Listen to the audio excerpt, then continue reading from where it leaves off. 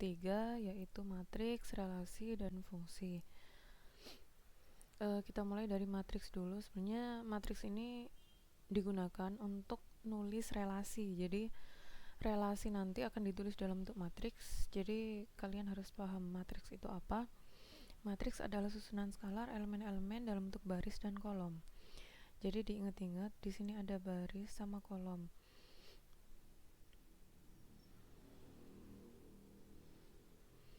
Jadi bentuknya kayak gitu ya, baris sama kolom kayak gini. Dimana M-nya itu adalah baris dan N-nya adalah kolom. Notasinya pakai huruf besar. Kemudian yang ini kemarin ada yang tanya AIJ itu apa maksudnya. Jadi dia ini elemen di dalam matriks itu. AIJ menunjukkan dia itu letaknya di mana. Kalau misalkan A12 berarti dia terletak di baris 1 kolom kedua.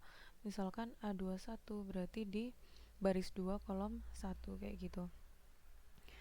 Kemudian kita ke relasi aja.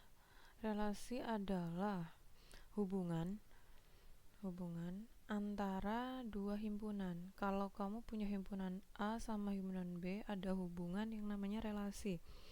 Nulisnya sebagai pasangan terurut dalam kurung A, B, dimana A kecilnya yang ini itu adalah anggota dari himpunan A dan B yang ini adalah anggota himpunan B. Oke. Contohnya misalkan kayak gini, ada himpunan A-nya Hasan, Tantri, Romi, Yusuf, Fani, kemudian yang B-nya Toyota, Daihatsu, Mercedes, VW. Nah, ada relasi R di mana dia memasangkan antara himpunan A dan himpunan B. Misalkan Hasan Daihatsu, ini dalam kurung ya. Kemudian Romi Toyota, Yusuf Mercedes, dan Fani Toyota kayak gitu. Berarti artinya Hasan mengendarai Daihatsu, Romi mengendarai Toyota, dan seterusnya kayak gitu. Itu contoh aja. Kemudian cara nulis relasi nggak hanya kayak gitu. Yang pertama itu bisa kalian dengan diagram panah. Diagram panah tuh kayak gini, berarti yang himpunan A ada nama mahasiswa Amir Budi CC, yang B ada mata kuliah Alin Alpro PCD Datmin PTI. Nah, ketika Amir ini berelasi dengan Madis, dia ditunjukkan dengan panah kayak gini. Berelasi dengan Alin juga ditunjukkan dengan panah. Kemudian Budi berelasi dengan Madis, makanya dia ada panah ke Madis. Berelasi dengan Alpro, dia berarti ada panah ke Alpro. CC juga ada relasi ke PCD. Nah, itu salah satunya. Kemudian relasi dengan tabel, ini biasa ya, jadi kita lanjut aja. Kemudian ini representasi dengan matriks yang sudah saya bahas di awal tadi sedikit. Jadi ada himpunan A sama himpunan B kan. Nah, relasinya ditulis dengan matriks M, di mana himpunan A-nya ini jadi baris, kemudian himpunan B-nya jadi kolom. Isinya, isi yang di dalam ini itu ada 1 sama 0. Dimana kalau 1 itu punya relasi, kalau 0 nggak punya relasi kayak gitu. Nah, contoh dari relasi yang tadi, misalkan ada nama mahasiswa ya, yang ini itu nama mahasiswa, dia sebagai baris dari matriks. Jadi yang ini Amir, yang ini Budi, dan yang ini CC. Kemudian yang Madis, Alpro, dan seterusnya, ini himpunan B masuk ke kolom. Jadi yang ini itu Madis, yang ini itu Alin, yang ini Alpro, dan seterusnya. Nah, di sini kenapa di sini tuh 1? Karena ada relasi antara Amir sama Madis.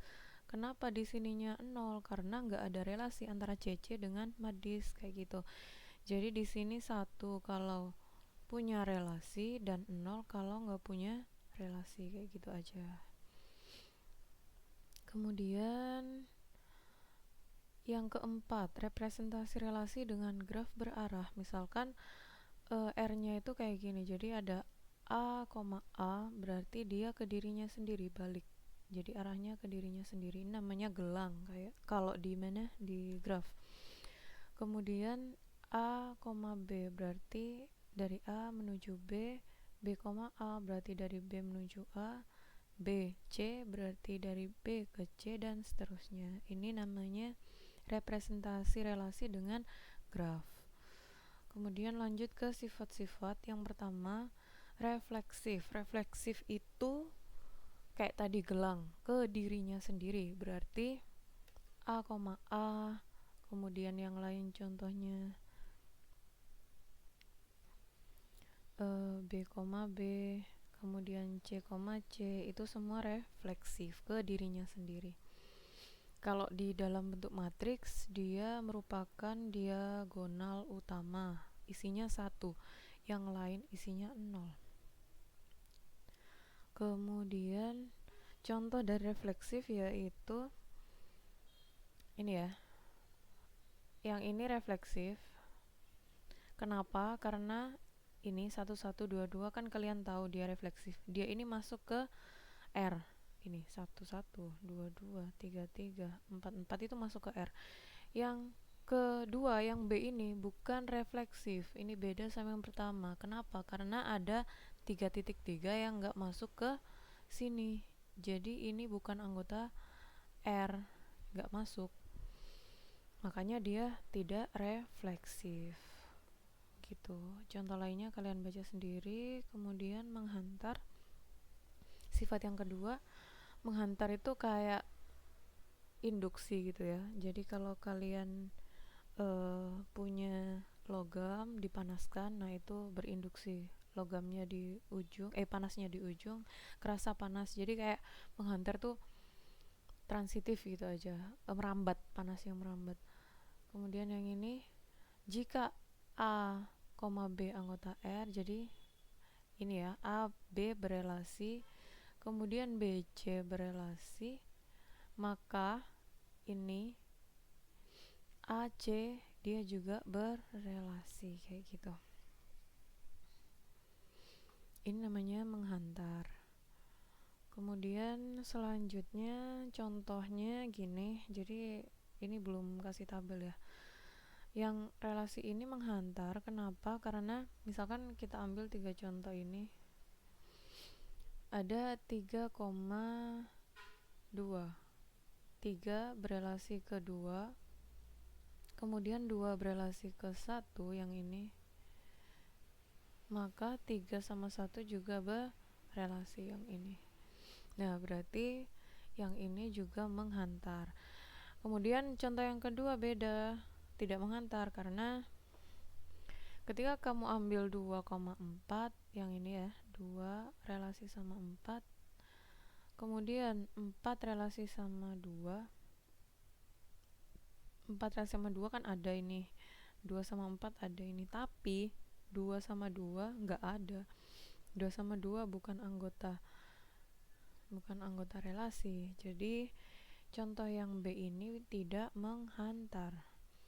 Contoh yang lain juga sama kayak gitu konsepnya.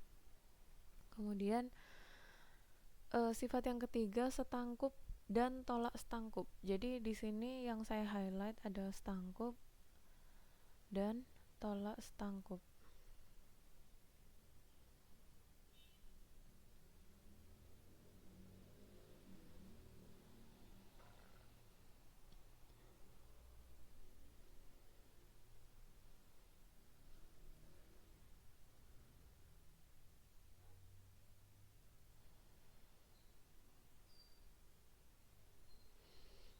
Jadi setangkup itu ketika jika A, B anggota R, maka B, A juga anggota R.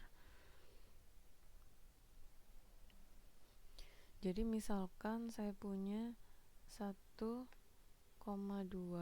anggota R, kebalikannya kan B, A 2,1, dia juga anggota R. Tuh kalau setangkup. Kemudian tidak setangkup berarti lawan dari setangkup. Ketika 1,2 anggota R, maka 2,1 bukan anggota R. Tuh. Kemudian tolak setangkup. Tolak setangkup itu ketika